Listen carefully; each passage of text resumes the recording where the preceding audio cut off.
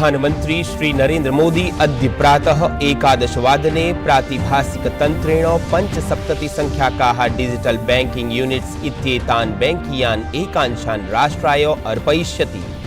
Digital banking इत्येतस्याः सुविधायाः लाभः देशे सर्वत्र भवेत् इत्येतत् एव बैंकीय एकांशानां स्थापनायाः अस्ति लक्ष्यम्।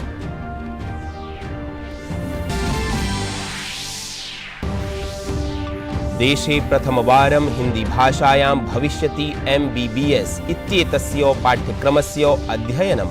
पुस्तकत्रयम् अस्ति सज्जितं। केन्द्रीय गृहमन्त्री अमित शाहः करिष्यति विमोचनम्।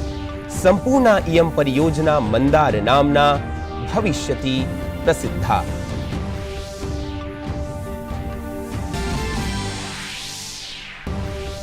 भारतीय जनता पार्टी दलम् अद्य दिल्ल्याः रामलीला प्रांगणे पंचपरमेश्वर सम्मेलनस्य करोति आयोजनम्। 1,00,000 भाजपा दलीय कार्यकर्तारः भविष्यन्ति सम्मिलिताः। भाजपा दलस्य अध्यक्षः JP नड्डा सम्बोधयिष्यति सम्मेलनम्।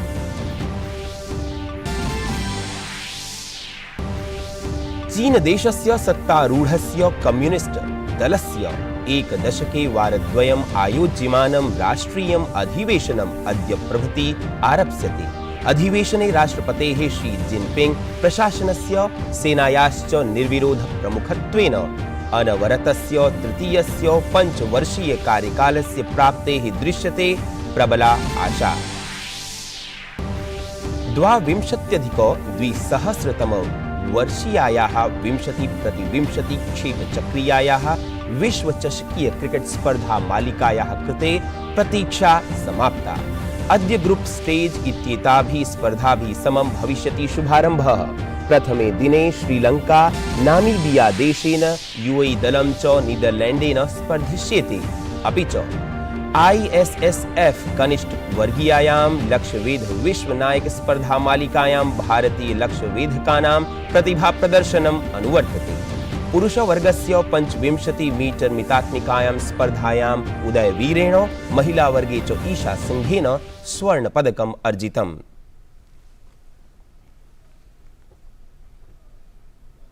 अभिवादये, अहमस्मि सुनीलः जोशी। अत्र स्वागतं भवताम् एतस्मिन् DD न्यूज़ वार्ता प्रसारणे। अथ वार्ताः। प्रधानमंत्री श्री नरेंद्र मोदी अद्य प्रातः 11:15 प्रातिभासिकतन्त्रेण 75 संख्याकाः डिजिटल बैंकिंग यूनिट्स इत्येतान् बैंकीयान् एकांशान् राष्ट्राय अर्पयिष्यति। अत्र अवसरे प्रधानमंत्री जनान् सम्बोधयिष्यति।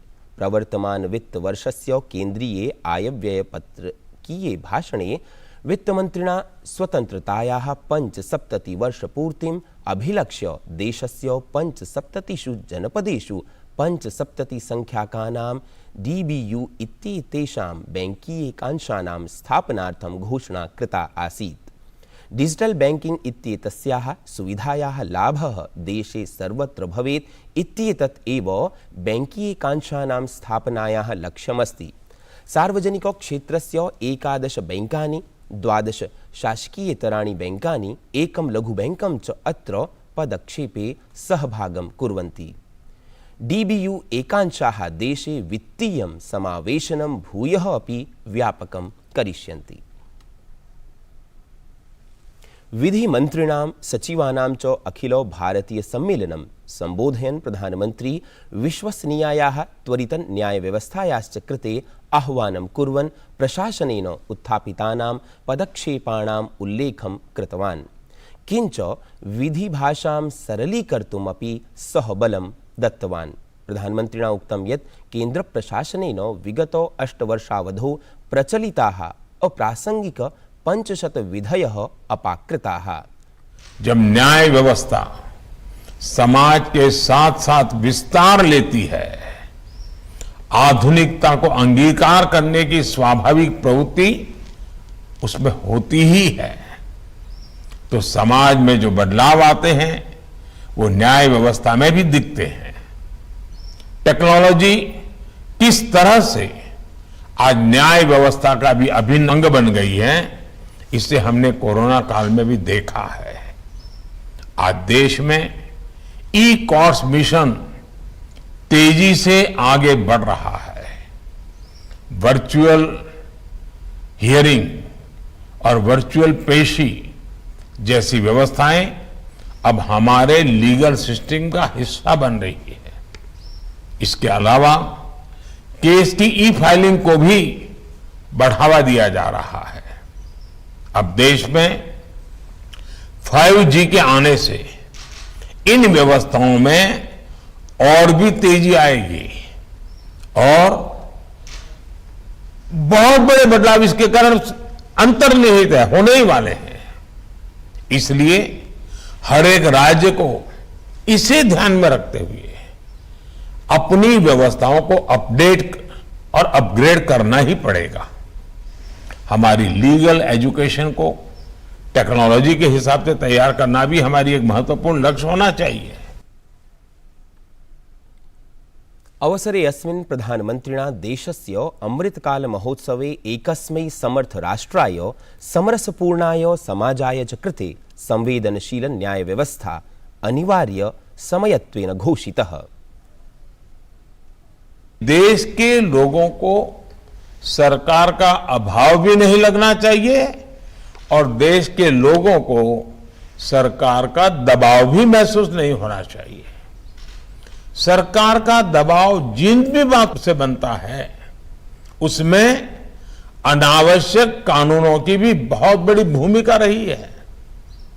बीते 8 वर्षों में भारत के नागरिकों से सरकार का दबाव हटाने पर हमारा विशेष जोर रहा है। आप भी जानते हैं कि देश ने 1,500 से ज्यादा पुराने और अप्रासंगिक कानूनों को रद्द कर दिया है। इनमें से अनेक कानून तो गुलामी के समय से चले आ रहे हैं। इनोवेशन और ईज ऑफ लिविंग के रास्ते से कानूनी अड़चनों को हटाने के लिए 32,000 से ज्यादा कंप्लायंसेस भी कम किए गए हैं। ये बदलाव जनता की सुविधा के लिए है और समय के हिसाब से भी बहुत जरूरी है। प्रधानमन्त्रिणा श्री नरेन्द्र मोदिना नवदिल्ल्यां वैज्ञानिकोद्योगिकानुसन्धान परिषदः उपवेशनस्य अध्यक्षता कृता। उपवेशने अस्मिन् विज्ञान प्राविधिकी मंत्री डॉक्टर जितेन्द्र सिंहः वाणिज्य मंत्री पीयूष गोयलश्च उपस्थितौ आस्ताम्। वैज्ञानिकोद्योगिकानुसन्धान परिषदः संघटनं 19-2000 वर्षे स्थापितम् आसीत्।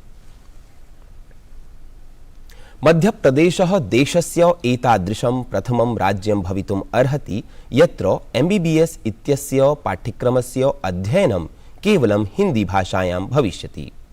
अतः अद्य केंद्रीय गृह सहकारिता मंत्री अमित शाहः भोपालस्य लाल परेड प्रांगणे हिंदी भाषायां चिकित्सकीय शिक्षायाः पाठ्यसामग्रीणां शुभारम्भं करिष्यति। अतः सन्दर्भे अस्मिन् पुस्तकत्रयम् अस्ति सज्जितं, येषां पुस्तकानां विमोचनं करिष्यति केंद्रीय गृहमन्त्री अमित शाहः। सम्पूर्णा इयं परियोजना मंदार नाम्ना भविष्यति प्रसिद्धम्। स्वकीयायाः मध्यप्रदेश यात्रायाः अवसरे अमित शाहः ग्वालियरस्य राजमाता विजया राजे सिंधिया इत्येतस्य विमानपत्तनस्य नूतनस्य स्थानकस्य शिलान्यासम् अपि करिष्यति।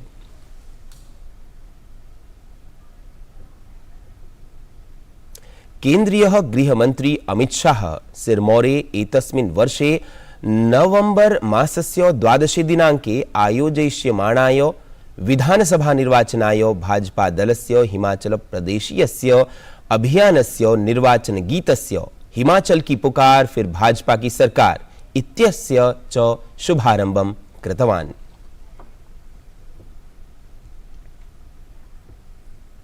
भारतीय जनता पार्टी इति दलम् अद्य दिल्ल्याः रामलीला प्रांगणे पंच परमेश्वर सम्मेलनस्य आयोजनं करोति। अत्र प्रायः 1,00,000 भाजपा दलीय कार्यकर्तारः सम्मिलिताः भविष्यन्ति। दिल्ल्याः भाजपा दलाध्यक्षः आदेश गुप्ता सम्मेलन सज्जतायाः निरीक्षणं कृतवान्।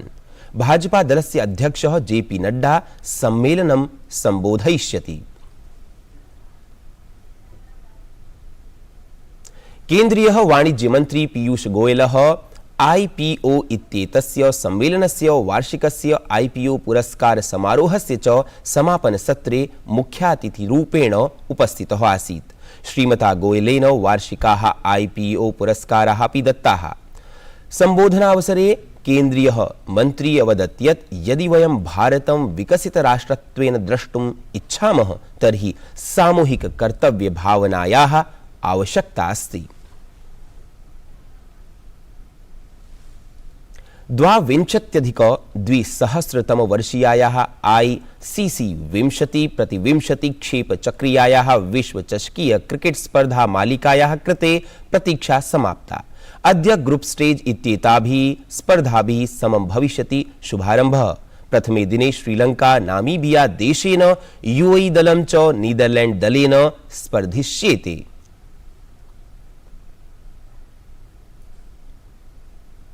ISSF कनिष्ठवर्गीयायां लक्ष्यवेध विश्व नायक स्पर्धा मालिकायां भारतीय लक्ष्यवेधकानां प्रतिभा प्रदर्शनम् अनुवर्तते।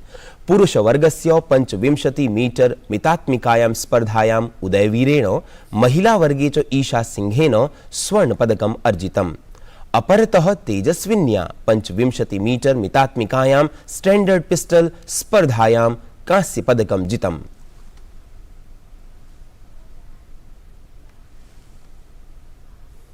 एतद् वार्ता संस्करणम् अधुना सम्पद्यते। अभिनववार्ताभिः सह पुनः उपस्थास्यामः। तावत् मङ्गलं भूयात्।